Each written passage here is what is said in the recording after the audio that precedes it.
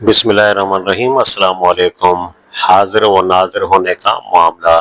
सवाल: हाजिर व नाजिर की सिफत भी खुदावंद ताला से मुख्तस करार दी जाती है, लेकिन अल्लाह ताला ने मलकुल मौत को ये ताकत बख्शी है कि वो एक ही वक्त में सैकड़ों नहीं बल्कि हज़ारों इंसानों, हैवानों, परंदों, चरंदों और जिन्नों की रूहों को कब्ज करता है। इससे मालूम हुआ कि वो हाजिर व नाजिर है, और हाजिर व नाजिर होना खुदा की मखसूस सिफत है।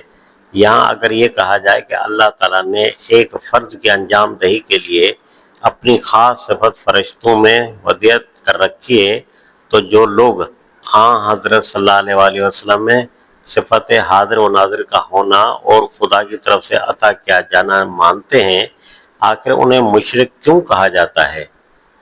जवाब: हाजिर व नाजिर के मामले में आपने मलकुल मौत की जो मिसाल पेश की है, उसमें कई गलतियां हैं। कुरान में ये कहीं नहीं कहा गया है और न किसी हदीस से सही में ये आया है कि सारी कायनात का मलकुल मौत एक ही है। ये बात भी कुरान से नहीं मालूम होती कि सिर्फ एक फरिश्ता कब्ज़े अरवाह का काम करता है, बल्कि मुतअद्दिद मकामात पर रूह कब्ज़ करने वाले फरिश्तों का जिक्र बसीग़े जमा आया है। मसलन, जिन लोगों को मलाइका ने इस हाल में वफा दी कि वो अपने नफ्स पर जुल्म करने वाले थे, उनसे मलाइका ने पूछा कि ये तुम किस हाल में थे? अल-निसा आयत नंबर 97। फिर क्या बनेगी उस वक्त जब मलाइका उनको वफा देंगे, उनके चेहरों और पीठों को पीटते हुए। मोहम्मद आयत नंबर 27। जिन लोगों की रूहें मलाइका इस हाल में कब्ज करेंगे कि वो पाकीज़ा लोग थे, उनसे वो कहेंगे कि सलामती हो तुम पर। अल-नहल आयत नंबर 32। यहाँ तक कि जब हमारे फरिश्ते उनके पास रूहें कब्ज करने के लिए आएंगे, तो उनसे पूछेंगे कि कहाँ है वो जिनको तुम अल्लाह को छोड़कर पुकारते थे? अल-आराफ आयत नंबर 37। इन आयात से मालूम होता है कि एक बड़े मलकुल मौत के तहत बहुत से दूसरे मददगार फरिश्ते भी हैं जो रूहें कब्ज करने पर मामूर हैं। यह बिल्कुल उसी तरह है जिस तरह इब्लीस एक बड़ा शैतान है और उसकी मातहती में बेशुमार शयातीन हैं जो दुनिया में फैले हुए हैं। हर जगह न इब्लीस जाता है न मलकुल मौत। फिर खुद इस ज़मीन की मखलूक़ात के बारे में भी कहीं ये नहीं कहा गया कि तमाम खुश्की व तरी और हवा के जानदारों का मलकुल मौत वही एक है जो इंसानों की जान लेने के लिए मुकर्रर है। कुरान में तो सिर्फ ये फरमाया गया है, तुम्हारी रूहें मलकुल मौत कब्ज करता है। अल-सजदा आयत नंबर 11। इससे जो बात निकलती है वो इससे ज़्यादा कुछ नहीं है कि इस ज़मीन पर इंसानों की रूहें कब्ज करने पर एक फरिश्ता मामूर है।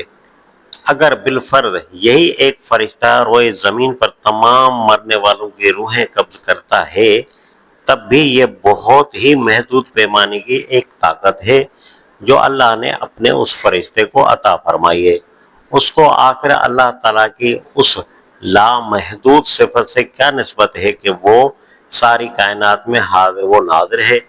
फिर मजीद सवाल ये पैदा होता है कि हम और आप क्या अब कयासात पर अपने अकायद की इमारत खड़ी करेंगे? मलकुल मौत के मुतालिक तो अल्लाह ताला ने खुद बताया है कि हमने उसे इंसानी रूहें कब्ज करने पर मामूर किया है। उस पर ज़्यादा से ज़्यादा जो तस्वर कायम किया जा सकता है वो बस इसी कदर है कि ये फरिश्ता बैक वक्त रोए ज़मीन के हर हिस्से में लाखों इंसानों की रूहें कब्ज कर लेता है। मगर क्या इस पर यह क्यास भी किया जा सकता है कि नबी सल्लल्लाहु अलैहि वसल्लम हर जगह मौजूद हैं और सब कुछ देख रहे हैं?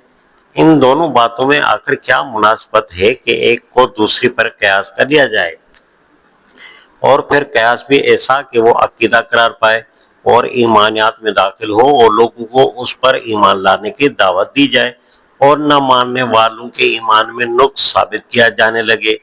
यह अकीदा अगर वाकई इस्लामी अकायद में शामिल होता तो अल्लाह ताला अपनी किताब में اس کی تصریح فرماتا کہ میرے رسول کو حاضر و ناظر تسلیم کرو۔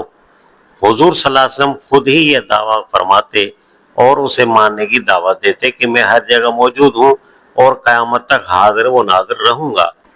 صحابہ کرام اور سلف صالحین میں یہ عقیدہ عام طور پر شائع و ضائع ہوتا اور عقائد اسلام کی کتابوں میں اسے ثبت کیا جاتا۔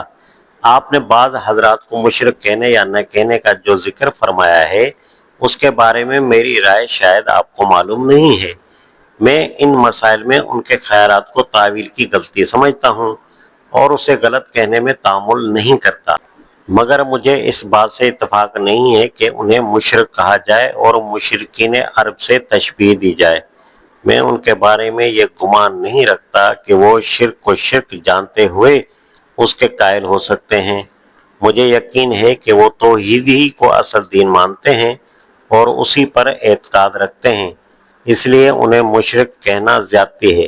البتہ انہوں نے بعض آیات اور احادیث کی تعویل کرنے میں سخت غلطی کی ہے، اور میں یہی امید رکھتا ہوں کہ اگر ضد دلانے والی باتیں نہ کی جائیں بلکہ معقول طریقے سے دلیل کے ساتھ سمجھایا جائے تو وہ جان بوجھ کر کسی گمراہی پر اصرار نہ کریں گے۔